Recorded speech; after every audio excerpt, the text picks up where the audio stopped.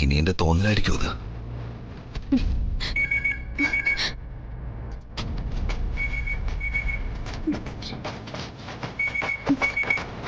നീ അയാളായിരിക്കും.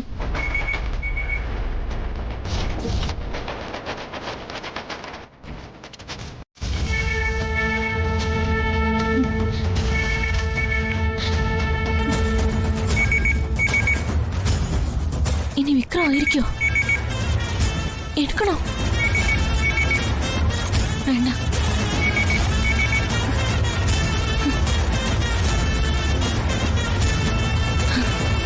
ഭാഗ്യം.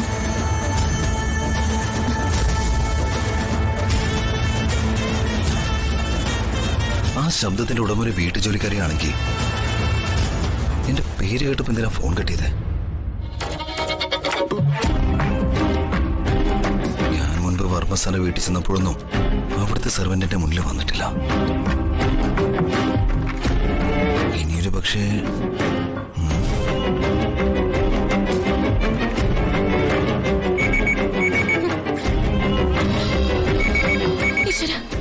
വീണ്ടും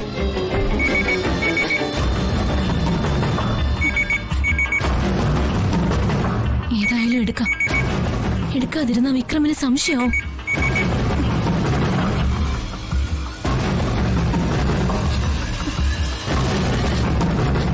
ഹലോ ഹലോ ഹലോ, ഞാനാ ശ്യാം.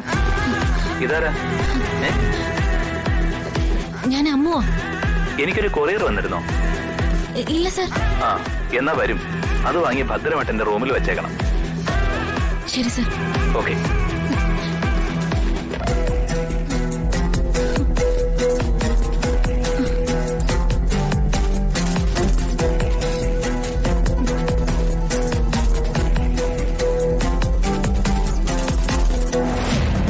സംശയം വന്നത് തീർക്കണം. വർമ്മസാറിന്റെ വീടിന് അധികം ദൂരമൊന്നുമില്ലല്ലോ. ഇപ്പോ ഈ നിമിഷം തന്നെ അവിടേക്ക് പോവാം. വീട്ടിലാരും ഇല്ലെന്നല്ലേ അവള് പറഞ്ഞത്. അവള് പറഞ്ഞത് അന്വേഷിക്കാനും കണ്ടുപിടിക്കാനും പറ്റിയ അവസരം. ഇങ്ങനൊരു ചാൻസ് പാഴാക്കിയ പിന്നീട് ഒരിക്കലും കിട്ടിയത് വരില്ല.